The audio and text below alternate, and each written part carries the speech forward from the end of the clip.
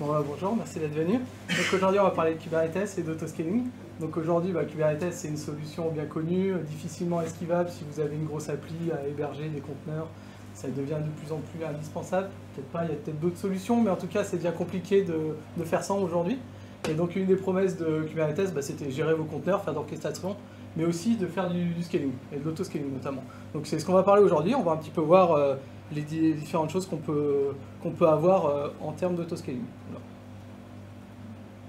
Je vais y arriver. Donc quand on parle d'autoscaling, on parle de monte en charge et downscale, autoscale. Donc qu'est-ce que ça veut dire en fait pour des entreprises? Ça peut venir par exemple plusieurs fois par jour. On va prendre l'exemple si vous êtes une entreprise connue qui livrait de la nourriture en vente, voilà. Et par exemple plusieurs fois par jour vous allez avoir des pics et aussi des plateaux à vraiment zéro. Par exemple à midi les gens commandent, à 20h et entre les deux il n'y a absolument rien quoi. Et donc le but c'est juste laisser le site un peu up pour une image de marque. Mais le but ça va être assez efficient pour monter en charge sur ces pics midi 20h et redescendre à zéro quasiment dans l'après-midi. On a toujours une question de coût. Après, il y a d'autres entreprises qui ont des problématiques plutôt à la journée, au mois. Si on prend un autre exemple, une entreprise qui fait de la comptabilité, par exemple, tout le mois, il ne se passe rien. Et le dernier jour, il faut tout calculer, il faut tout envoyer. Donc là, il faut être capable de tripler, quadrupler son infrastructure en une journée. Et puis, il faut être capable de redescendre sur les autres jours. Donc, toujours pour une question de coût et d'efficacité. Donc, c'est la promesse de Kubernetes. Et puis maintenant, on commence à avoir un autre effet, l'effet TF1. On parle de votre entreprise sur TF1, BFM TV, il y a des millions de gens qui se connectent sur votre site.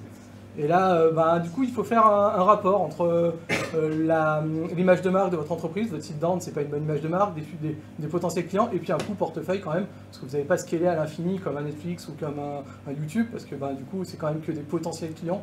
Et donc du coup, il faut faire la partie. Mais donc du coup, c'est trois cas qu'on va essayer de discuter un petit peu autour de la présentation. Je vais faire un petit rappel rapide de ce que c'est Kubernetes et ce qu'on peut voir dans Kubernetes. Donc souvent dans Kubernetes, on fait un déploiement, donc c'est un manifeste sur lequel on va décrire notre application, comment elle est hébergée dans Kubernetes. Le déploiement, il va faire un réplica set, donc lui, ça va être lui qui va être en charge de gérer le nombre de réplicas, donc le nombre d'instances de pod. Donc les pods, c'est là où nos conteneurs tournent, donc c'est vraiment l'entité que Kubernetes gère pour faire tourner nos pods. Et nos pods, ils vont tourner, pas dans le vent, ils vont tourner sur des nodes. Et donc les nodes, il faut bien comprendre que c'est des entités physiques, ou des VM, ou si vous êtes dans le cloud, c'est des VM, mais c'est une entité physique qui a une puissance finie. Donc si notre node, elle a 4 GHz et 4 Go de RAM, elle ne peut pas s'étendre en fait. Et donc c'est elle qui va recevoir vos pods, et qui va, donc il doit y avoir un scheduling de Kubernetes, mais du coup on va scheduler donc, des pods qui vont avoir des charges qui vont évoluer dans le temps, en fonction de s'ils sont sollicités ou pas, sur des machines qui vont être statiques par contre. Donc du coup, c'est là tout le jeu de l'autoscaling où on va voir tout au long du meetup. Au-dessus de tout ça, j'ai simplifié, mais il y a le service dans Kubernetes qui lui est une interface réseau virtuelle qui va distribuer le flux entre tous les pods qui répondent OK dans notre application. Donc c'est un moyen dans Kubernetes dynamiquement de répartir du flux. Donc on ne va pas configurer des choses, le flux va automatiquement se répartir. Donc si on regarde un peu à quoi ça ressemble, on va déployer une petite application. Ok, bon, je l'avais déjà préparé. Mais si je vais du coup sur mon site, voilà. Donc là, j'ai une appli, tout simple, un NGINX. Hein. Okay. On va y arriver. J'ai un NGINX. Là, on voit mes pods de mon application. Donc j'ai deux pods qui sont sur deux nodes, comme dans mon schéma sur mon cluster. Là, on voit le total. Là, sur l'étoile, c'est la node. Et là, c'est chaque pod. Et en fait, on voit, à chaque fois que je rafraîchis, on va basculer d'un pod à l'autre. Donc ça, c'est la fonction du service. Donc il va nous permettre de faire du load balancing tout seul dans Kubernetes. Donc il y a un moyen de scale dans Kubernetes, c'est scaler à la main. On va y aller, hop, je mets 5 réplicas. Ok. Donc là, normalement, mon application, elle va augmenter, voilà. On a plus de pods qui sont schedulés par Kubernetes, répartis sur mes deux nodes. Donc là, j'ai 5 pods. Si, classique, hein, j'ai rien à faire. Là, maintenant, du coup, ça circule entre les 5. Donc techniquement, j'ai un peu plus que doublé mon nombre de requêtes que je peux traiter. Voilà. C'est du round robin. Normalement, c'est un par un. Après, tu peux le changer ça. Dans Kubernetes, tu peux mettre ce que tu veux, tu peux faire du sticky session, plein de choses. Là, on va rester soft, on va faire un petit round robin, chacun son tour. Et, voilà. Donc voilà, donc ça, c'est un moyen de scaler notre application, aussi bien à la montée qu'à la descente. Voilà. Mais bon, nous, là, on a fait ça manuellement. On n'est pas là pour ça, on est là pour faire de l'autoscaling. Donc l'autoscaling, ça veut dire de manière automatisée, faire cette opération que j'ai fait. Donc c'est là où intervient une ressource dans Kubernetes, c'est le HPA. Donc c'est par défaut dans Kubernetes, et ça gère très bien les applications stateless. Donc normalement, les applications stateless, ça reste quand même une bonne norme dans l'industrie. On s'y met de plus en plus, c'est de plus en plus le cas, j'ai l'impression, j'espère. En tout cas, du coup, c'est une application qui ne manipule pas de données sur son disque. Elle utilise une base de données, un Redis, pour avoir la donnée. Donc du coup, n'importe quel pod peut répondre à n'importe quel request, du coup, vu que les données sont à l'extérieur. Donc du coup, c'est pour ça qu'on va pouvoir scaler et puis toujours répondre à notre utilisateur. Pour fonctionner de manière automatisée, il va nous falloir des métriques. Et là, le meilleur moyen de commencer, c'est mettre un metric server. Donc un metric server, c'est un pod qui va remonter. Donc là, normalement, vous l'avez. Si vous êtes chez des clouders et vous êtes en Kubernetes managé, on va dire, souvent il est déjà installé. Donc moi, il est là, par exemple, mon metric server. Et donc, il va remonter en fait le CPU et la mémoire de l'utilisation des nodes et des pods. Donc c'est un bon moyen de commencer, d'avoir du CPU, de la mémoire sur ce qu'on utilise. Pour que ça fonctionne HPA, il faut définir des requests, des limites. Alors ça, j'ai l'impression d'avoir entendu ça dans toutes les presses de Kubernetes. Mais voilà, il faut définir ce que vous voulez réserver pour votre application, qu'elle doit utiliser en temps normal. Et la limite, c'est le anormal, la fuite mémoire, le comportement anormal. Donc après, on verra ce que ça implique. Mais du coup, en fait, il faut définir au moins des requests, qui est ce qu'on veut réserver sur une node pour notre application par pod. Donc là, je vous ai mis un petit schéma. Donc vous avez le metric server qui collecte les métriques sur le kubelet, les nodes. On va rester générique. Il alimente une API, qui est, le metric aggregator dans Kubernetes, sous metric K8s IO. Donc ça va nous permettre après au HPA, par défaut, toutes les 15 secondes, il va aller pull ces métriques-là, et du coup, il va pouvoir prendre des décisions en fonction de ce qu'on lui aura demandé. Donc du coup, il va faire exactement ce que moi j'avais fait à la main, qu'à scale 5 ou 1, sur le déploiement, pour gérer le nombre de pods. Donc à quoi ça ressemble un HPA en V1 ? Donc il faut définir sur quelle cible on va target notre HPA. Donc ça va être quelle application, avec des labels, souvent on fait de la sélection dans Kubernetes. Ensuite, quand on fait de l'autoscaling, peu importe ce que vous faites, quand il y avait le autoscaling, il faut définir absolument un minimum et un maximum. Parce qu'en fait là, vous allez vous déléguer votre décision à un algo. Donc du coup, il faut borner cet algo pour ne pas avoir des problèmes. Vous faites des DOS, vous calculez mal votre HPA, vous mettez une métrique qui s'emballe, du coup, votre cluster va faire n'importe quoi, va monter en charge énormément. Donc il faut absolument le borner, ça c'est vraiment... Il ne vous impose pas, hein, mais je vous le conseille pour éviter des problèmes. Et ensuite, du coup, la métrique pivot qui va nous dire est-ce qu'on doit augmenter ou pas le nombre de réplicas. Donc là, moi j'ai mis l'utilisation moyenne du CPU à 60%. C'est assez simple. Donc comment ça marche ? Sur vos pods, vous avez une utilisation courante qui est en vert. Vous avez votre request qui est en gris, que vous avez demandé. Donc le métrique, il va remonter en continu combien de pourcentage vous utilisez actuellement par rapport à ce que vous avez voulu réserver. Ça va faire un pourcentage. Il va faire la somme de tous ces pods-là et il va la comparer à la métrique que vous avez mis dans le HPA. Et ça va lui donner le nombre de pods qu'il va vouloir. Donc là, dans mon cas, 60, 50, 90, je divise par 50, ça fait 4 pods. Donc là, techniquement, le HPA, il va augmenter sur le déploiement de 1 le nombre de pods. Donc on va passer à 4 pods, donc 4 conteneurs. Voilà. Si par exemple j'avais 100%, donc j'avais 100, 100 et 100, et du coup ça ferait 300 divisé par 50, ça ferait 6. Donc là le HPA d'un coup il ferait plus 3 sur le nombre de pods. Divisé par 50 parce que c'est la target qu'on a mis dans notre HPA. C'est la cible qu'on a mis là. Moi j'ai mis 60, mais... Ouais, pardon, j'aurais dû mettre les mêmes valeurs, ça aurait été plus simple. Pardon. Oui, donc oui, c'est la target qu'on a mis. Si on regarde un petit peu en vrai, ce que ça donne...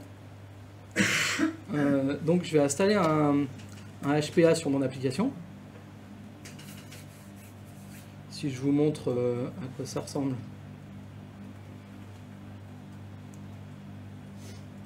Hop. Donc voilà. Donc là je vais mettre qu'à 60%, donc ouais, c'était bien 60 que j'aurais dû mettre dans ma slide, 60% que je vais faire la bascule. Et donc du coup sur mon application à 2 et avec 1 mini et 5 max. Donc on va rester là-dedans. Ce que je vais faire par contre là, c'est que vu que moi je l'avais fait à la main, le nombre de réplicas dans le déploiement, je vais venir éditer, je vais venir l'enlever pour que le HPA prenne le relais. Ok. Donc là, j'ai un pod dans mon cluster. Le HPA, normalement, il doit être à 0, parce que je ne sollicite pas mon application. Je ne suis pas dans le bon namespace. Je vais y arriver.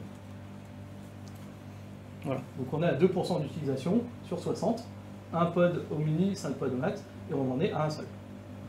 Ok, donc là maintenant, le but, ça va être de solliciter mon application.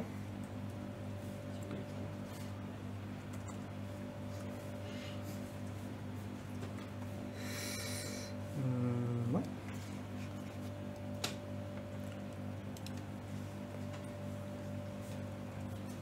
Ok, donc je vais prendre mon application.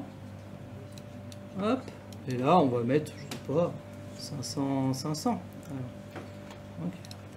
Donc là je vais générer du flux, 500 utilisateurs, 500 requêtes. Le temps que ça se monte. Voilà. Alors, hop. Bon, ça va stabiliser un petit peu. Et pendant ce temps, le but c'est que ça va que je vous montre le HPA, ce qui va se passer.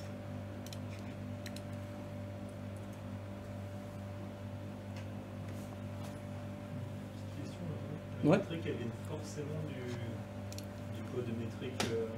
Alors, j'en reparlerai après, mais non, ils sont pas obligés. Justement, alors pourquoi est-ce que... J'ai fait des mots, c'est ça? Ça commence. Ah, faut bien provoquer les...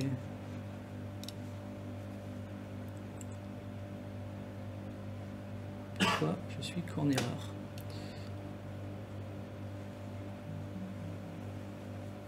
Qu'est-ce qui se passe?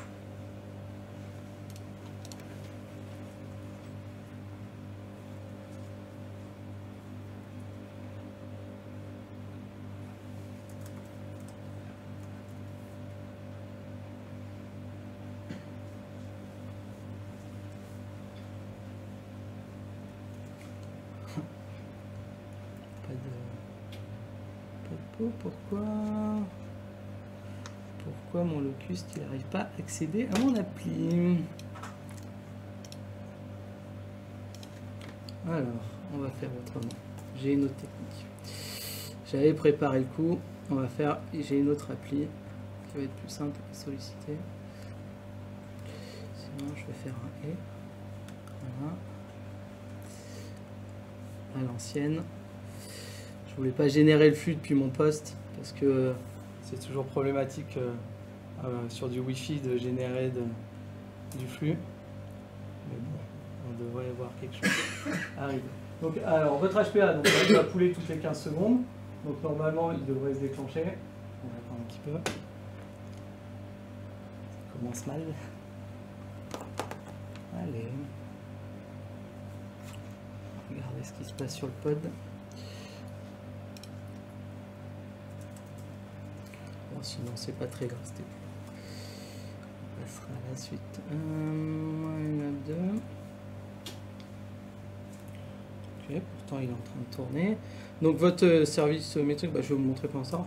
Quand vous utilisez Top dans votre cluster, et du coup vous interrogez du coup ces métriques là. Ah, je suis pas dans mon namespace. C'est ce qui. Je vais pas y arriver.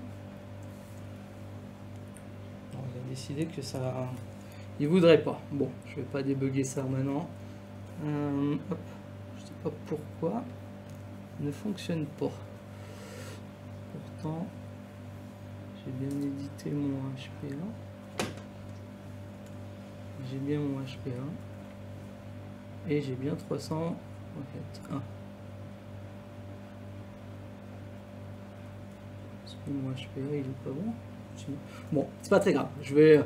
L'important c'était pas de montrer ça. On va aller plus loin. J'ai des choses plus intéressantes à vous montrer.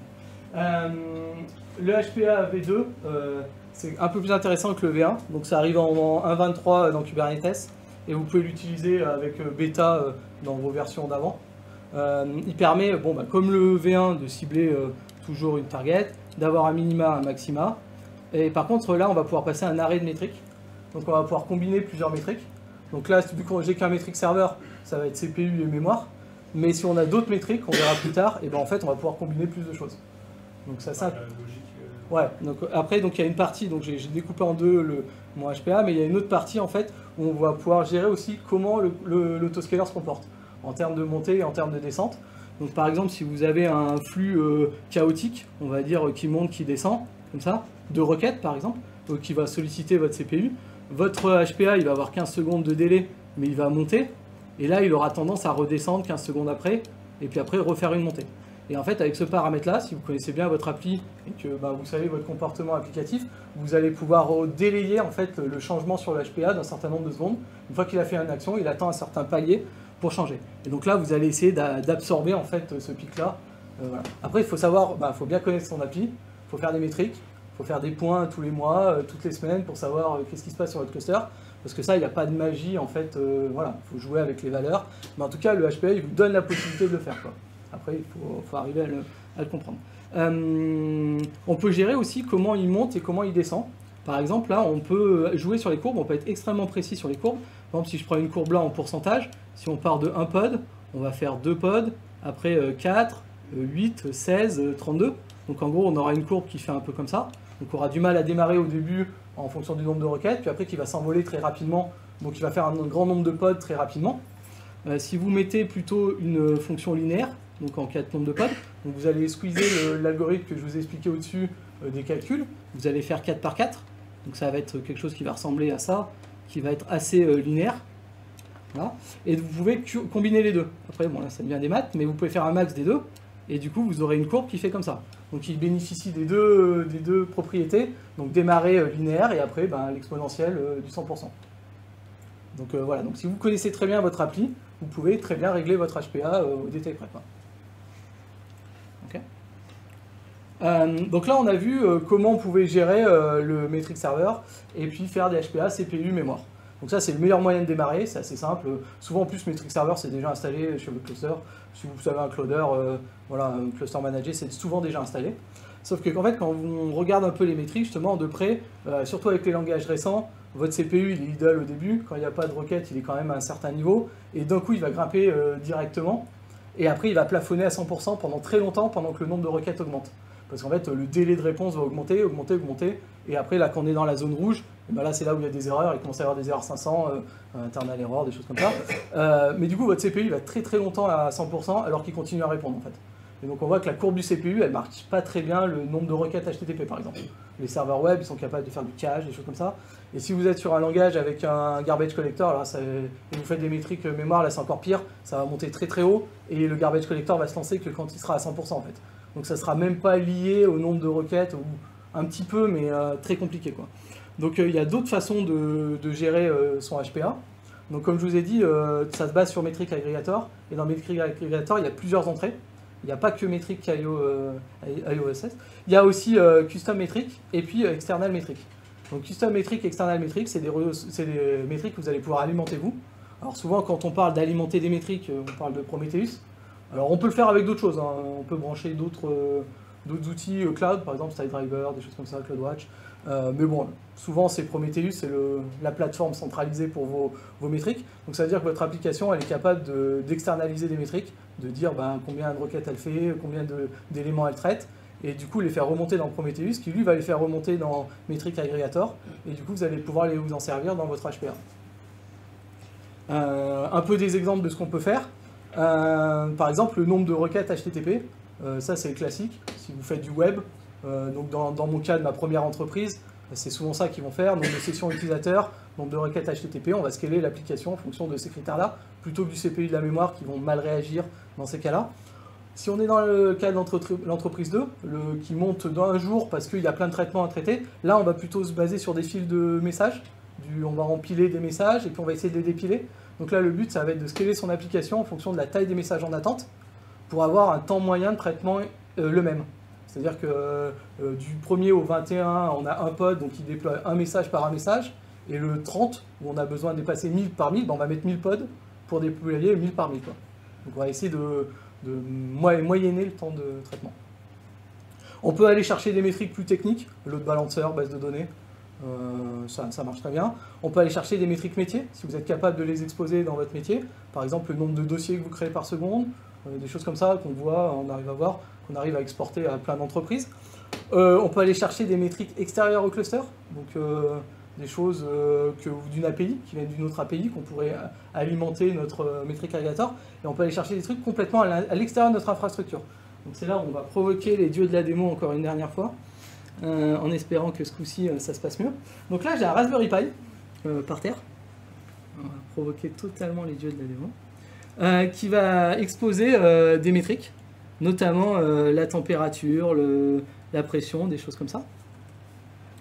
Donc là, je vais faire un port forward dans Prometheus. Alors, est-ce que les dieux de la démo vont continuer à m'en vouloir? Température. Ah. Donc j'ai la température du coup dans la pièce. Donc qui remonte en fait de mon Raspberry, qui est scrappé par mon serveur Prometheus dans mon cluster et qui alimente du coup Metric Aggregator. Donc du coup j'arrive à discuter entre voilà, donc j'ai la pression aussi atmosphérique. Voilà, et quand on a la température et la pression, on peut calculer l'altitude. Je sais pas, il y en a qui arrivent, qui doivent voir venir le truc. Donc mon application, en espérant que ce coup-ci, elle sera plus coopérative. On va enlever le HPA qu'on avait mis. Hop. On va vérifier qu'on a bien les métriques qui sont là. Voilà, parfait. Donc là, je requête le external métrique. Et donc j'ai bien mes métriques de Prometheus. Je vais pouvoir appliquer du coup mon HPA qui est basé sur l'altitude de mon Raspberry. Alors, on fait des trucs farfelus. Donc le but en fait de ça, souvent quand je fais des démos comme ça farfelus, c'est pour prouver en fait au client qui me dit que son application elle est spéciale et que lui c'est pas possible de scaler son application dans Kubernetes. Moi souvent j'aime bien répondre par l'absurde en disant bah, si moi j'y arrive avec un Raspberry Pi qui est même pas dans mon cluster bricolé avec des bouts de scotch, on devrait y arriver avec vos métriques propres dans votre application, quoi. Il faut juste qu'on trouve la bonne métrique sur le bon, voilà, le bon sujet. Donc, hop, on va attendre que ça stabilise. Donc là, pour le moment, on est à 0. Un pod sur 10, un réplica. Donc là, j'ai bien qu'un pod. Je vais prendre mon altimètre. Je vais faire une cascade. Moi, je suis cascadeur. Je suis cascadeur. Et là, on va attendre 15 secondes que le HPA se lance. Alors, on peut jouer un peu sur les métriques pour voir si ça arrive. En espérant, parce qu'aujourd'hui, apparemment, on provoque les dieux de la démo. Un mètre de plus. Ah, un mètre. Oui, donc comme vous avez pu voir dans le live, j'ai mon Raspberry Pi qui m'a lâchement trahi. Donc à l'édition de la vidéo, on va refaire un peu la démo. Voilà. Donc j'ai mon Raspberry Pi qui tourne ce coup-ci. Et du coup, j'ai mon HPA. Et du coup, on va essayer de prendre le Raspberry Pi et du coup de le monter en altitude pour voir si ça change quelque chose. Donc là, on voit tout de suite que les métriques montent. Et normalement, au bout de 15 secondes, mon HPA doit se déclencher et du coup créer des pods instantanément, voilà, en fonction de mon altitude. Par rapport à la base normale que j'avais, quoi. Et donc si je le ramène après, on va attendre encore un petit peu, et si je le ramène à une taille normale, normalement, et ben le nombre de pods devrait à nouveau diminuer. Donc on va attendre un peu que l'altimètre se stabilise. Voilà.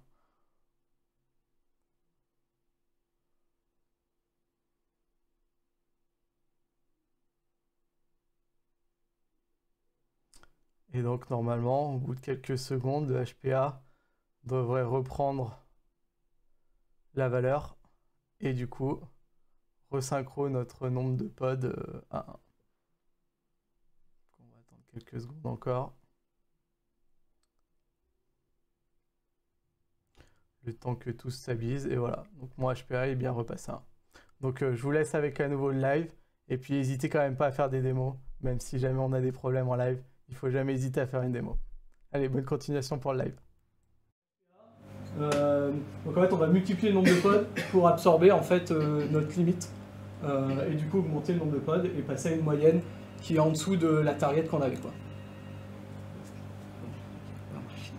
Là, il y a un autre. Donc là, on a parlé du coup jusqu'à maintenant du HPA. C'est le cas où vous avez votre application, elle est stateless, ça marche très bien. Vous pouvez augmenter votre nombre de pods, il n'y a pas de souci. Le service fonctionne. Et il y a toujours cette application, cette migration, cette application qui traîne, qui est un stateful. donc il manipule des données sur son disque, des choses comme ça, que vous ne pouvez pas dupliquer à l'infini, parce que sinon, du coup, elle ne renverrait pas les mêmes données, et du coup, vous êtes un peu bloqué pour scaler cette application. Il y a les bases de données aussi, ceux qui mettent des bases de données dans Kubernetes sans faire du distribué. Vous allez avoir des petits soucis sur le scaling. Et donc là, il y a une autre source qui intervient, c'est le VPA. Donc en fait, ça marche sur tout, mais ça marche particulièrement sur le Stateful Set. Donc c'est pas d'office, c'est pas comme le HPA qui est dans votre cluster. Il faut installer un contrôleur pour que ça marche. Et l'intérêt du VPA, c'est surtout quand vous avez des home kills, quand vous démarrez une migration. Je vous montrerai un petit peu comment on peut l'utiliser. Donc le HPA, c'était surtout le nombre. En fait, on multiplie le nombre de pods. Et le VPA, c'est on va gonfler le pod pour on va résoudre par la force au lieu du nombre. Donc à quoi ça ressemble un VPA? Vous avez toujours le nombre, la target, donc la cible de l'application que vous voulez cibler, ce que vous voulez contrôler. Donc là, contrairement au HPA, ça sert à rien d'aller chercher d'autres métriques que du CPU et de la mémoire, parce que souvent on va voir sur quoi on joue, et du coup là ça suffit, on peut rester CPU et mémoire. Toujours des limites, on est en autoscaling, donc moi je vous conseille de toujours mettre des limites sur votre autoscaler, peu importe qu'il soit HPA, VPA, le but c'est tu vois. Et il y a un mode de fonctionnement sur VPA. On va voir un petit peu dans l'architecture à quoi sert ce mode. Juste avant, un petit rappel, c'est que votre pod, vous pouvez le faire grandir, mais en fait il peut rentrer que sur votre node. Si jamais votre node a une taille physique, 4 Go de RAM, vous ne pourrez pas augmenter la puissance de votre pod pour dépasser 4 Go. Sinon après votre pod il pourra aller nulle part en fait. Donc il faut bien comprendre que quand on use un VPA, il faut quand même l'adapter à la topologie de notre cluster et pas dépasser les limites. À quoi ça ressemble l'architecture d'un VPA? Donc il se base toujours sur les métriques, donc ça c'est vraiment la base, donc le métrique serveur. Il va du coup faire des recommandations, donc il va décider est-ce que les pods qu'on surveille par notre VPA, ils consomment trop ou pas assez. Donc lui il va remonter des recommandations dans le vertical pod d'autoscaler. Et ces recommandations, en fait, elles vont être utilisées par le VPA UDater qui, lui, chasse les pods. Donc, en fait, il va chercher dans le cluster les pods qui ne sont pas en règle, en fait, qui ne suivent pas les recommandations, qui ont été faites et il va tuer les pods. Le fait que le pod est tué, en fait, Kubernetes, il a sa boucle de réconciliation, donc le pod va être reschedulé, et quand il est reschedulé, il passe par l'admission contrôleur, donc de VPA, qui, lui, en fait, va surcharger les requests et les limites que vous avez pu set sur votre pod avec les recommandations. Parce qu'en fait, un pod, c'est immutable. Donc une fois que vous l'avez mis sur une node et que vous avez défini, vous ne pouvez pas le changer. Le seul moyen à quel moment vous pouvez intervenir, du coup, c'est au moment, juste avant de le scheduler, par l'admission contrôleur. C'est que à ce moment-là, vous pouvez intervenir dessus et du coup surcharger des choses. Donc il y a plein de choses qu'on peut faire avec l'admission contrôleur. Et là, il surcharge les recommandations. Donc par exemple, là j'avais un pod qui avait une limite à 2 CPU et 200 MB de RAM. Et lui, le recommandeur, il a décidé que c'était plutôt 400 MB qui serait plus utile. Et donc quand on va rescheduler ce pod-là, l'admission contrôleur va changer ses valeurs. Donc ça, c'est le VPA. Moi j'aime bien quand même dire que c'est le cas où le HPA marche pas, quoi. C'est vraiment le 1% de votre cluster qui ne fonctionne pas comme les autres, quoi. Le vilain petit canard, quoi. Parce qu'en fait, le fait de mettre un VPA, ça a quand même pas mal de conséquences. Donc il y a un admission contrôleur. L'admission contrôleur, il fonctionne pour tous les pods. Même si vous l'activez votre VPA que sur certains pods, un admission contrôleur, ça fonctionne sur tous les pods. Donc si votre admission contrôleur il est lent, il n'est pas up, et vous pouvez plus scheduler d'autres pods, même ceux que le VPA n'est pas activé. Donc ça a quand même un gros impact en termes, on crée un petit peu une brique critique, quoi.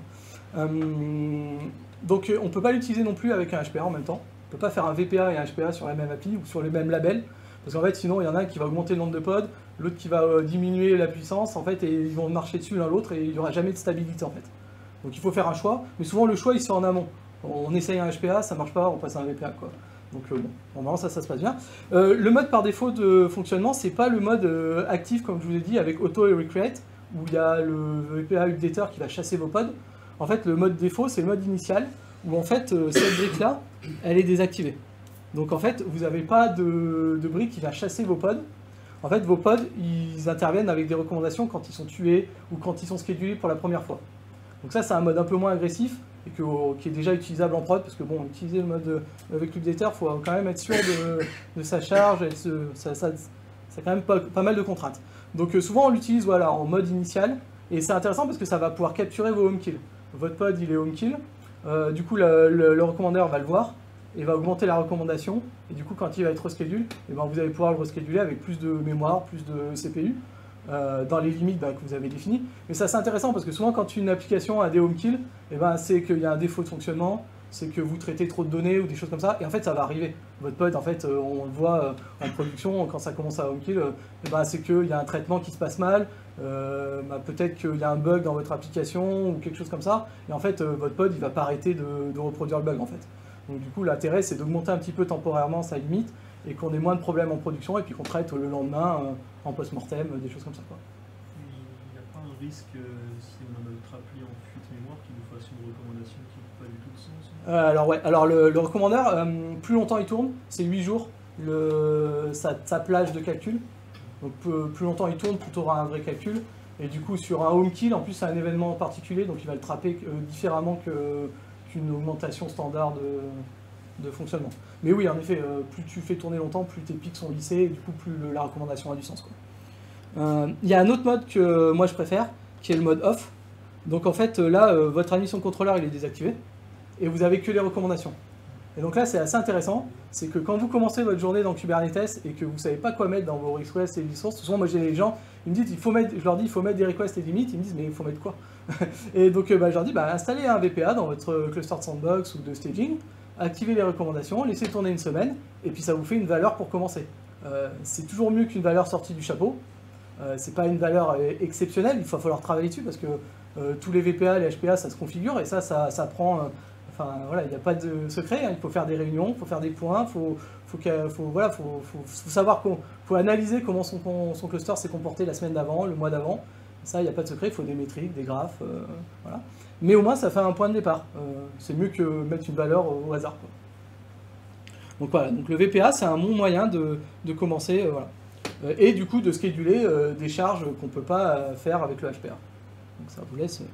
donc dans un cluster, on est limité en termes de nodes de fonctionnement. Donc ça, c'est la limite physique, je vous avais dit. Si dans votre cluster, vous avez 2 nodes, 4 CPU, 4 Go de RAM, vous avez 8 Go de RAM, vous ne pouvez pas aller plus loin. Votre HPA, vous pouvez lui mettre 20 pods qui demandent 1 giga. Et bien en fait, ce qui va se passer, il va arriver à vous en scheduler 8 du coup. Et puis les 16 autres, en fait, ils vont être en pending. Donc c'est un état spécial du pod qui n'est pas schedulé, qui est en attente. Et il y a un événement spécial.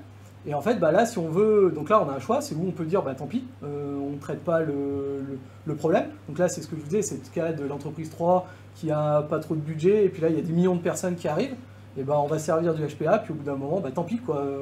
On aura fait le maximum, mais après, ça va nous coûter beaucoup trop cher pour le gain. C'est toujours une question de coût-gain, voilà.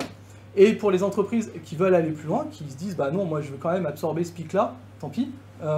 Et du coup, il y a un autre autoscaler, forcément, qui s'appelle Cluster Autoscaler. Donc lui, Cluster Autoscaler, ce qu'il va faire, c'est qu'il va interroger en continu l'API Kubernetes pour aller chercher cet événement-là. Cet événement-là qu'un pod ne peut pas être schedulé et qu'il est en pending, qu'il est en attente. Donc souvent, quand on utilise un Cluster Autoscaler, on est chez un cloudeur public, parce que souvent, ce qui dit augmenter de capacité de machine dit aller chercher de nouvelles machines. Si vous êtes en bare metal, ça va être compliqué d'aller en 2 secondes d'aller brancher une nouvelle machine. Donc souvent, on parle de cluster autoscalaire quand on est en cloud public, avec la magie qu'on peut rajouter des machines à l'infini, donc des VM. Donc là, moi, dans mon exemple, j'étais sur Amazon, mais c'est vrai chez tous les autres clouders. Souvent, en fait, pour gérer votre charge de travail dans Kubernetes, vos nodes, on crée un node pool ou un autoscaling group. Les deux, ça n'a pas d'importance. En fait, ce que ça va définir, en fait, c'est un cadre fixe pour créer vos nodes. Donc en fait, le node pool comme autoscaler group, il y a un template qui est associé à cette ressource-là. Et donc il va définir précisément l'instance, souvent la classe de l'instance, si vous êtes chez Amazon, une T3 medium, une T3 large, qui va définir du coup le CPU et la mémoire associée. Ça va définir le réseau, l'image de Docker, le conteneur que vous allez démarrer au début, l'user data pour démarrer le kubelet. Donc vous allez tout définir dans votre template. Et votre node, en fait, c'est le récipient qui va aller créer des nodes en plus ou en moins. Et en fait, votre cluster autoscaler, il va aller discuter du coup, il va faire le lien entre votre cluster Kubernetes et votre clouder pour demander des nodes en plus ou en moins. Donc si je prends un exemple, donc oui, bon, j'avais mis là pour vous dire en fait que cluster autoscaler, souvent en fait, si vous êtes chez un clouder, il est des fois managé en fait. vous ne le voyez pas. Si vous êtes chez OVH, chez Scaleway, vous activez une petite case, vous dites je veux que mon cluster est auto-scalé. Donc il y a toujours un minimum et un maximum. Mais en fait, derrière, il y a un cluster auto-scaler, c'est juste que vous ne le voyez pas parce qu'ils sont managés dans leur cluster à eux. Mais vous pouvez très bien l'installer vous, si vous voulez. Si votre cloud ne vous fournit pas, vous pouvez très bien l'installer, il y a une charte, ça fonctionne. Donc si je prends un exemple très simple, donc là j'ai une node, j'ai 9 Go de pod qui tournent déjà dessus sur une node qui a 10 Go. Dans mon cluster, là j'ai qu'une node. S'il y a une charge de travail qui arrive avec 2 Go de request, donc un pod qui demande à réserver 2 Go sur une node, et ben en fait là il ne peut pas rentrer. Donc là au début votre pod il va être en pending, après il va être unscalable, et c'est là en fait où le cluster autoscaler va se déclencher. Il va pouvoir dire en fait, contacter le node pool qui gère cette node pour dire est-ce qu'on peut augmenter d'un de plus. Donc pareil dans les node pool il y a un minimum et un maximum pour toujours pas faire n'importe quoi sur un autoscaler. Et là du coup votre pod il va être schedulé du coup sur la nouvelle node. Donc il y a un petit délai le temps que la node rejoigne le cluster, mais c'est un bon moyen de scaler, d'aller plus loin, dépasser les limites. Donc les clusters autoscaler ils fonctionnent dans les deux sens. S'il voit des nodes où il n'y a plus rien dessus, il va être capable de les tuer. En fait, en allant discuter avec le node pool ou l'autoscaling group, hein, ça mange pas pareil, il va juste dire bah, il m'en faut un de moins et on descend. Quoi. Et du coup, la node va être détruite et va sortir du cluster. Là, si on regarde un petit peu, justement, je parlais. Du coup, si par exemple il y a un bot sur chaque cluster. Ouais, j'en parle après. J'en parle après. Du coup, votre node, là, déjà, si on regarde un petit peu, je vous parlais d'analyser les coûts, d'analyser comment votre cluster est scale. Déjà, là, on voit qu'on n'est pas très efficace. On crée une node qui fait 10 Go pour mettre un pod qui fait 2 Go. Donc, techniquement, on a 8 Go qui sont un peu dans le vent, qu'on va peut-être utiliser. Mais là, c'est vraiment des guillemets, quoi.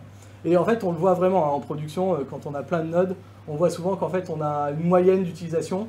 Et à un moment, quand on a un pic, on dépasse un tout petit peu. Et on vient créer des nodes, mais très peu utilisées, c'est très compliqué en fait. Voilà. Et tout ça, ça vient en fait de la rigidité du node pool ou de l'autoscaling group qui fait des clones en fait. Donc vous définissez un type d'instance et vous clonez quoi. Et le problème, c'est que vous pourrez me dire, bah, c'est simple, il suffit de prendre des nodes plus petites. Si je prends des nodes qui font 2 Go, bah, techniquement j'aurai moins de problèmes. Et alors, ça serait une solution, mais dans Kubernetes, il y a quelque chose qui s'appelle les daemon sets. Donc les daemon sets, c'est un déploiement particulier où vous avez un pod par node. Donc si vous avez 5 nodes, vous aurez 5 pods, un sur chaque node. En fait, ce déploiement-là, il sert surtout sur des utilitaires, récupérer les logs, récupérer des métriques, récupérer du réseau, des choses comme ça. Et quand vous utilisez... alors déjà, là, moi, j'ai un cluster où il n'y a pas grand-chose, hein, honnêtement. D'ailleurs, il n'y a tellement pas grand-chose que ça ne marche pas. Il n'y a pas grand-chose. Mais déjà, moi, j'ai déjà 3 daemon sets. Déjà. J'en ai un pour Prometheus, un pour mon réseau AWS et un pour la gestion des nodes AWS. Donc là, j'ai rien fait, j'en ai déjà 3. Dans un cluster Kubernetes enfin, voilà, expérimenté enfin, ou aguerri, on va dire, on en a facile 6-7 rapidement. Donc à chaque fois que vous créez un node, vous créez 7 pods dessus, quoi qu'il arrive. Vous créez un overhead de 7 pods. Donc si vous prenez des petites nodes, et ben, en fait votre overhead il va manger tout votre espace, il ne restera rien pour vos charges applicatives. Et quand vous allez calculer en fin de mois votre ratio d'overhead par rapport à votre charge applicative, vous allez criser quoi. Vous allez voir qu'en fait vous payez des clusters pour payer des sondes Prometheus, ça va être un peu compliqué quoi, d'expliquer ça quoi.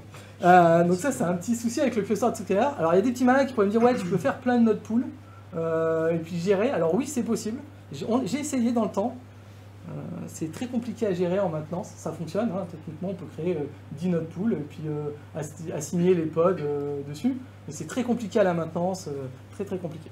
Donc c'est un petit souci avec le cluster autoscaler, mais au moins ça marche. Enfin, on arrive à scaler, si vous mettez 100 nodes, ben, vous pouvez arriver à des quantités de pods énormes, c'est ce que font beaucoup de sites web hein, connus, on arrive à scaler très largement, si on n'est pas très près de ses sources. Il y a un autre souci en fait que moi je remarque quand on devient un peu aguerri, qu'on essaye de gagner un peu, ou radin, je sais pas, mais quand on essaie de vraiment voir combien ça coûte son cluster et combien est-ce qu'on paye vraiment du CPU pour quelque chose. Là, si on reprend l'exemple de notre entreprise qui livre des repas, justement, donc le matin à 8h, tout le monde se lève, personne va sur le site, tous nos réplicas de nos HPA sont à 1 et on est à 2 nodes. Donc en gros, tous nos microservices, ils sont vraiment au minimum du minimum. Voilà. À 10h, il y a quelques personnes qui commencent à se connecter, donc il y a un peu du flux, on commence à monter à 4 nodes, 2 réplicas, 2 réplicas, ça monte, ça descend. À midi arrive le gros rush, là on est au maximum, donc on est au maximum de ce qu'on s'autorise à payer.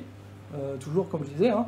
Donc là nous on s'autorise voilà, 8 nodes, 5 réplicas, on est au maximum, et après c'est la digestion, après là il n'y a plus personne, tout le monde digère, Et du coup, vos HPA vont réduire, vont repasser à 1. Et du coup, vous allez retrouver avec un cluster avec, bon là j'ai exagéré, hein, j'ai caricaturé la chose, mais avec 4 nodes utilisées et puis plein de nodes pas utilisées. Donc là, le cluster autoscaler va aller discuter avec votre cloder pour dire ça suffit, on arrête cela. Et il va vous rester donc à 15h10 4 nodes avec vos là. Et en fait, si on réfléchit bien, vous n'êtes plus dans la situation du début. Là, vous avez déjà 2 nodes en plus. En fait, si vous faites du bin packing, ce qu'on appelle, vous pourrez retourner sur 2 nodes. Sauf que ça, le cluster autoscaler, il vous permet pas, il ne fait pas ça. Ça, va falloir faire du bricolage, qu'on appelle. Donc là, il va falloir tuer des pods pour les déplacer, pour jouer comme ça. Donc on a fait longtemps ça, pour essayer de gagner des nodes. Parce que là, techniquement, on paye 2 nodes pour rien, clairement, quoi. Et ça, plus on scale 2 fois dans la journée, et plus le phénomène s'agrandit, quoi. Là, j'ai fait une caricature, mais c'est pas loin de la vérité, hein. On a toujours 1 ou 2 nodes en plus, qu'on ne sait pas pourquoi, parce qu'en fait, le hasard des pods, de leur vie et de leur mort, quoi.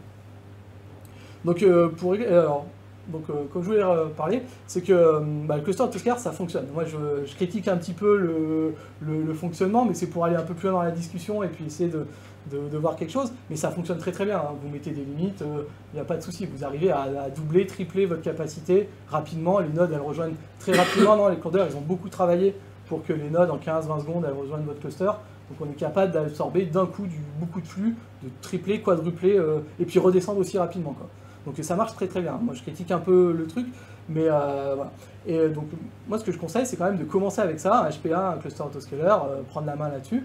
Et après, si vous voulez aller plus loin, si vous vous dites, on est habitué avec ça, on est mature sur ça, on va aller plus loin, il y a d'autres outils pour aller plus loin. Et du coup aujourd'hui, moi je voulais vous parler d'un autre outil, c'est Carpenter. Donc Carpenter, c'est un projet open source. Ça a été poussé par Amazon, c'est développé principalement par des contributeurs chez Amazon. Donc forcément, pour le moment, ça marche que sur EKS et Amazon. Ils s'en servent eux-mêmes en premier. Mais techniquement, ça pourrait fonctionner chez d'autres codeurs. Ça reste un cluster autoscaler, hein, il n'y a pas de souci. Il faut l'installer avec une charte Helm, mettre des rôles, bon, ça va bien. Aujourd'hui, ils sont en version 0.13, hier ou avant-hier. Mais ça marche pour la production. C'est pas une V1 parce qu'ils considèrent qu'il manque certaines fonctionnalités pour aller en V1. Donc après, c'est un choix de leur part. Mais ça fait déjà pas mal d'années que moi je l'utilise en prod, que beaucoup de clients l'utilisent. Donc ça fonctionne, clairement. C'est juste que pour eux, pour aller en V1, il faudrait qu'il y ait certaines fonctionnalités. Donc en fait, la promesse de cluster autoscaler, c'est faire un cluster autoscaler, les mêmes propriétés que ce que je vous présentais avant, mais souple, sans se baser sur les node pools et les autoscaling groups. Parce que ça contraint en fait les choses. Donc comment il fonctionne Carpenter? C'est au moment où il voit des événements comme cluster autoscaler où il y a des pods en panning, en fait il va faire la somme des pods qui sont en panning, donc vous n'êtes pas obligé d'en avoir un à ce moment-là. Si votre HPA décide d'en créer 10 d'un coup, vous pouvez en avoir 10 en panning. Donc il va faire la somme, contrairement au cluster autoscaler qui se déclenche au premier qu'il voit. Là il va faire la somme, et en fait après on va créer dans Amazon un template, mais un template souple. Amazon, quand vous créez un template pour une instance, vous n'êtes pas obligé de créer un template en remplissant tous les critères. Vous pouvez laisser des critères vides. Et en fait, le but là, ça va être laisser des critères vides et s'appuyer sur une ressource dans Carpenter qui s'appelle Provisionner, qui va créer la partie fluide ou dynamique de ces critères. Donc on aura une partie statique qui est dans le template toujours comme avant, et une partie dynamique qui est dans notre Provisionner. Donc là, dans mon exemple, par exemple, je vais gérer de manière dynamique la taille des instances. Donc au lieu d'aller mettre dans mon template une instance fixe qui va me limiter en CPU et en mémoire, là je vais mettre une liste d'instances. Et du coup Carpenter après il va s'appuyer sur un service Amazon qui s'appelle le C2Fleet qui permet de calculer en fait la meilleure instance pour les critères qu'on lui a donnés. Donc là en fait on va lui donner un certain nombre d'instances, ce qu'on veut, 2 Go, 4 Go, il va faire des calculs. Et du coup il va nous dire là pour votre charge il faudrait une T3X large. Donc là on va résoudre le premier problème que je vous avais présenté où on créait simplement des clones d'instances et on ne savait pas vraiment si on allait les utiliser en plein ou pas. Là au moins on provisionne l'instance qui fit le mieux. Alors bon, ça ne sera pas au méga octet près, hein, mais au moins on est sûr qu'on a essayé de faire le mieux possible dans notre choix d'instance. Il respecte du coup tous les critères, quasiment tous les critères du template, donc on peut faire plein de choses intéressantes. Donc si je vous montre un exemple de provisionner, donc on est toujours dans un autoscaler, donc en fait on met toujours des limites, hein, ça je vais le répéter. Donc là en fait c'est les limites des nodes, la somme des nodes que crée ce provisionner. Donc ce provisionner il ne peut pas créer des nodes qui sous la somme fera plus de 50 Go de RAM par exemple. Donc là toujours pour se donner des limites, pour pas que sa carte bleue flambe. Hein. Donc on est basé sur un template fixe, donc ce que je vous ai dit. Donc là il va aller chercher chez Amazon mon template fixe qui définit un certain nombre de critères. Donc il y a des choses qui restent fixes, par exemple le rôle de votre instance, l'IAM, ça vous n'allez pas rendre ça dynamique.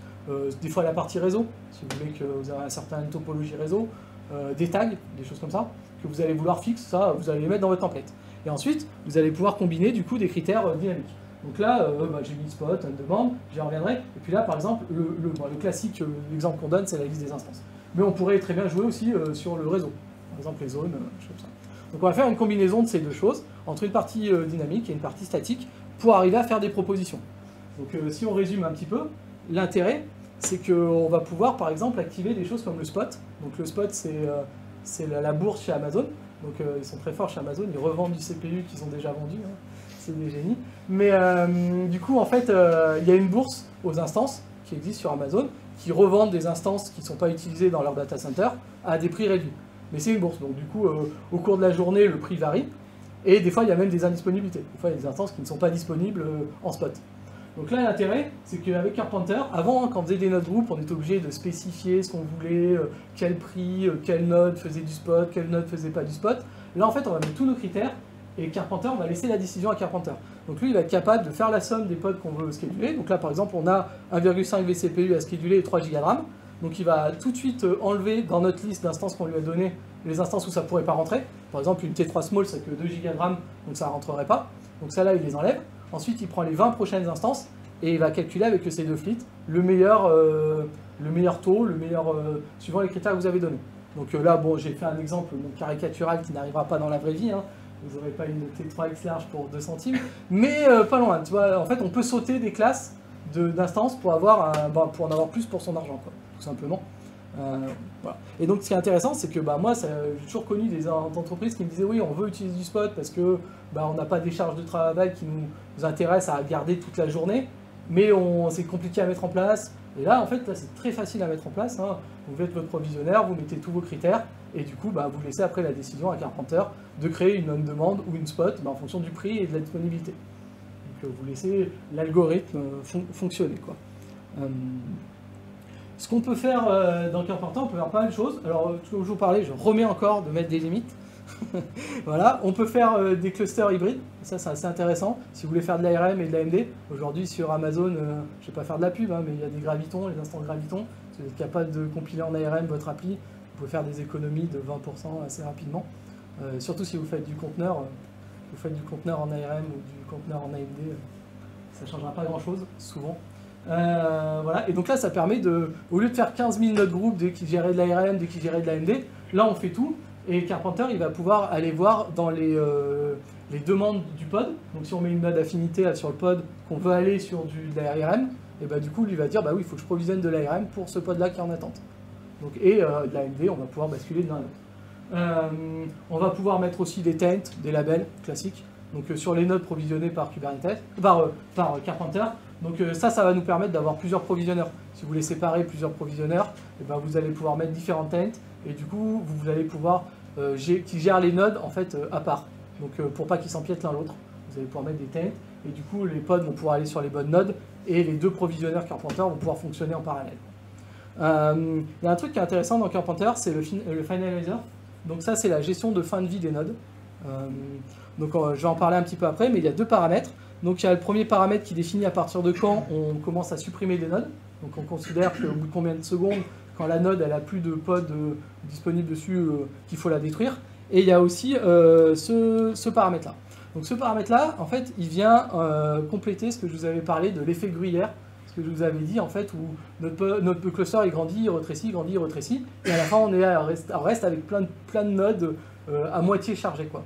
Et en fait, eux, ils ont pris l'approche un peu chaos engineering, et qui se sont dit, en fait, moi, on va mettre un TTL sur la node. On va dire que quoi qu'il arrive, au bout de, je sais pas, là, 24 heures ou 8 heures, ou dans le cas de mon entreprise de nourriture, 6 heures, tu vois. 6 heures, au bout de 6 heures, quoi qu'il arrive, on détruit les nodes. Et en fait, ça va recycler les pods, et en fait, ça va faire ce fameux bin packing que moi j'ai eu l'habitude de faire avec du bricolage. Là, en fait, il va se faire de manière naturelle. Et en plus, vous faites du chaos engineering, vous vous assurez que votre cluster est capable de survivre la perte de nodes. Donc ça, c'est un bon mindset d'avoir. de se dire, bah voilà, mon cluster, il est capable de faire de l'orchestration, il faut aller le tester. Et bah là, au lieu de le tester dans des cas particuliers, vous le testez au quotidien avec Carpenter. Quelques petits tips, tricks. Il y a un petit projet qui s'appelle EC2 Instance Selector. Je peux vous montrer à quoi ça ressemble. Vu que les démos apparemment aujourd'hui c'est une catastrophe. Alors, EC2 Instance. Donc c'est un petit projet qui permet en fait de mettre tous vos critères que vous voulez sur vos nodes. Donc vous voulez par exemple qu'elles ont au max 6 vCPU, qu'elles soient sur l'architecture 64, qu'elles soient à Francfort, qu'il y ait au moins 2 Go de RAM, voilà, qu'il n'y ait pas de GPU. Vous mettez tous vos critères et du coup normalement voilà, il va vous sortir en fait la liste des instances chez Amazon qui répondent à vos critères. Comme ça, vous allez pouvoir prendre votre liste et la copier dans votre provisionneur Carpenter. Et du coup, vous posez un peu moins de questions, vous n'allez pas lire la doc pendant des heures. C'est assez pratique. On va parler aussi un peu de résilience et de pods. J'avais parlé de faire du chaos engineering un peu dans votre cluster, donc détruire des pods, détruire des nodes. Donc ça veut dire qu'il faut installer quand même 2 ou 3 petites choses pour être sûr qu'il n'y ait pas d'interruption de service sur votre application. J'avais dit que Carpenter, il respecte le finalizer.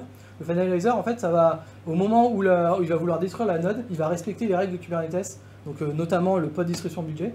Donc c'est une ressource dans laquelle vous allez pouvoir dire, moi je veux que mon application, il y ait toujours au moins un pod de disponible à tout instant. Et donc là, ça va empêcher Carpenter de détruire par exemple une dernière node où il y aurait votre pod dessus. Parce que le TTL a expiré, et du coup là non, il ne le fera pas. Il attendra que votre pod au scale plus haut, ou que quelqu'un intervienne, donc là c'est là où Alert Manager, des choses comme ça vont vous aider, mais du coup au moins il va respecter les règles, on n'aura pas d'interruption de service. Pareil, si vous activez les spots chez Amazon, installez AWS Node Terminus Handler, ça permet en fait, parce que Amazon, il y a une contrepartie au spot, forcément, sinon tout le monde serait du spot, c'est que Amazon peut vous réclamer cette instance à tout moment, et en fait dans votre instance il va envoyer un seed call pour dire dans 2 minutes je la récupère. Et en fait, AWS Node Terminus Handler, ce qui va permettre, c'est récupérer ce syscall, coordonne la node. Donc coordonne la node dans Kubernetes, c'est-à-dire qu'il n'y aura plus de pods qui pourront être schedulés dessus. Donc on arrête, on la met d'un côté. Ensuite, il va drainer la node, donc il va supprimer tous les pods qui sont sur la node. Et du coup, comme ça, en espérant qu'au bout que vous ayez fait la bascule, du coup, en 2 minutes. Parce qu'en fait, vu que vos pods vont être détruits, ils vont être schedulés dans votre cluster. C'est là où ils vont peut-être être en pending, parce que votre node, elle est coordonnée, donc ils ne peuvent pas retourner dessus. Et c'est là où peut-être Carpenter va se déclencher et va refaire une node spot à côté, quoi. Donc le but c'est, AWS Node Terminus, c'est de vous faire gagner du temps sur ce syscall qui arrive et qui vous laisse 2 minutes en fait pour changer d'instance. Un autre truc, Carpenter, c'est lui maintenant qui va provisionner vos nodes. Carpenter, c'est un contrôleur dans votre cluster, c'est un pod. Hein. Donc si vous sciez la branche sur laquelle il est, et ben, vous aurez plus de nodes dans votre cluster. Donc souvent, moi, ce que je fais, c'est que je fais un node pool pour des pools critiques. Donc je garde le fonctionnement de l'autoscaler standard sur certaines nodes. Je mets des labels sur Carpenter, je mets des taints pour qu'il aille sur ces nodes-là. Et je lui laisse gérer tous les autres nodes sur la charge applicative.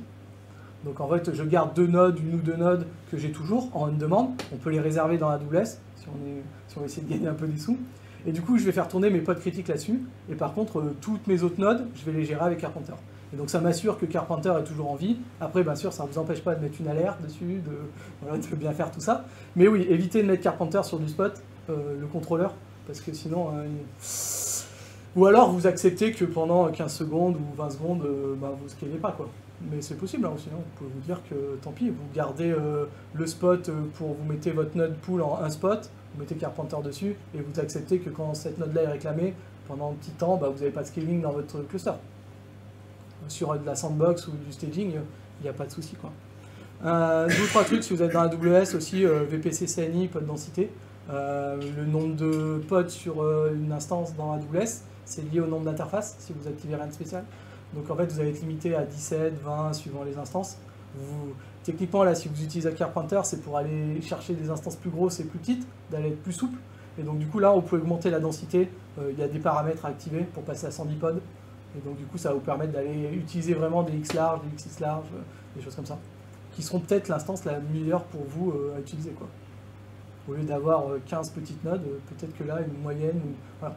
Et donc c'est sûr, si vous déclenchez une moyenne et que vous avez 17 pods et que vous avez 7 Daemon 7, mais il ne reste plus que 10, ça devient très compliqué, quoi. Donc il faut activer la densité des pods. Pareil, il faut réfléchir aussi à la pod topologie, parce que là, avant, dans votre cluster, vous avez toutes les mêmes nodes. Donc en gros, vous envoyez votre flux au hasard, et vos pods avaient le même espace pour s'étendre dans votre node. Là, vous allez avoir des nodes hétérogènes, donc des petites, des grosses.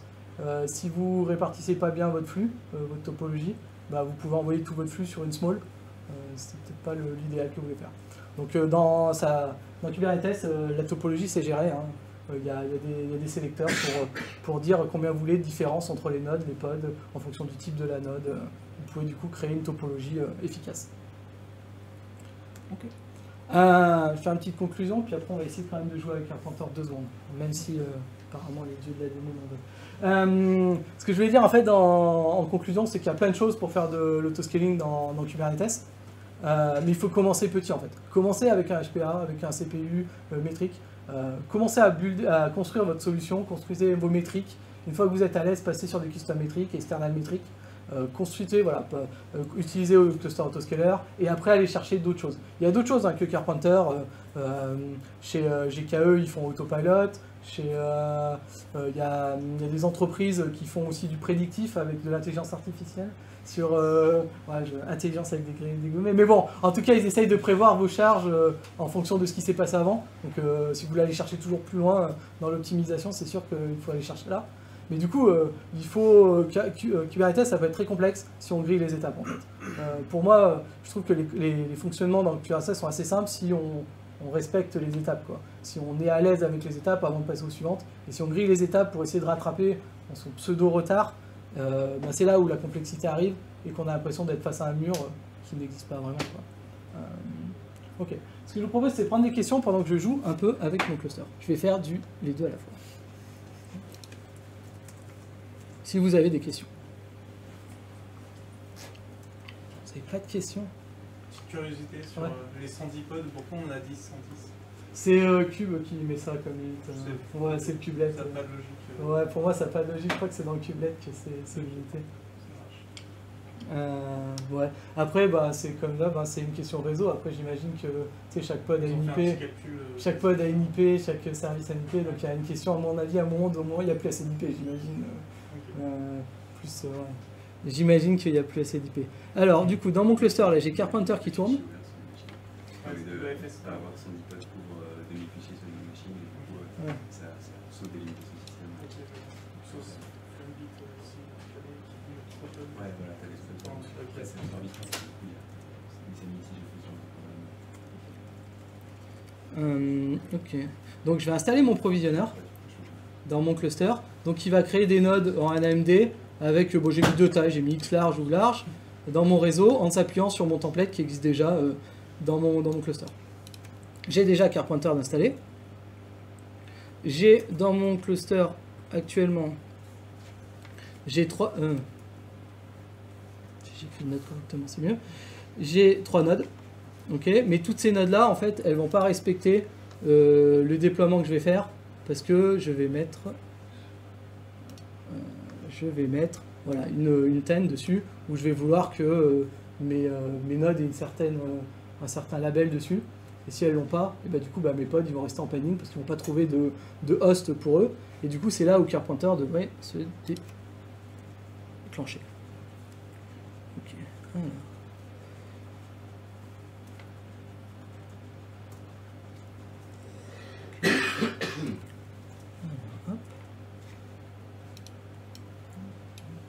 Ok, donc là j'ai mes pods. J'ai mon application. On va se mettre dans les logs de Carpenter.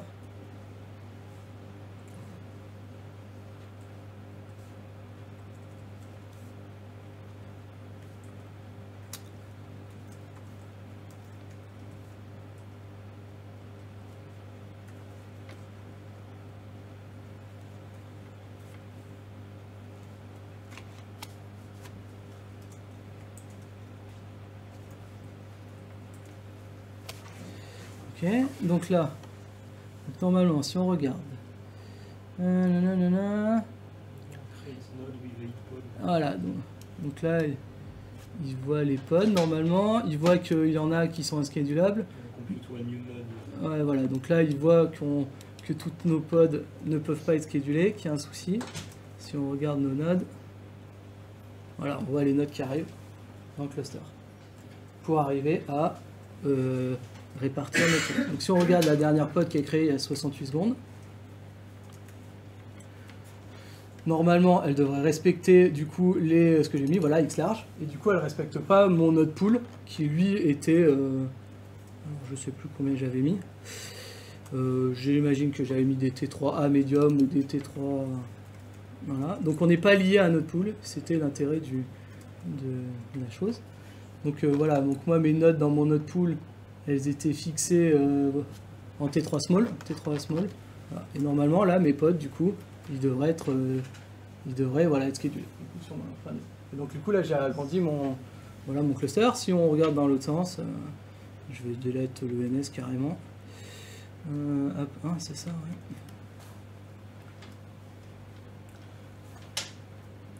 Et là, pareil, en fait, si on n'a plus de pods qui ne sont pas des daemon sets, donc des applications, Carpenter va se déclencher, il y a un timer et il va supprimer la node qu'il aura créée, en respectant les conditions qu'on a mis dans le cluster, quoi. Si vous avez mis des contraintes, il ne pourra pas supprimer la node si ça ne respecte pas les contraintes du cluster, quoi.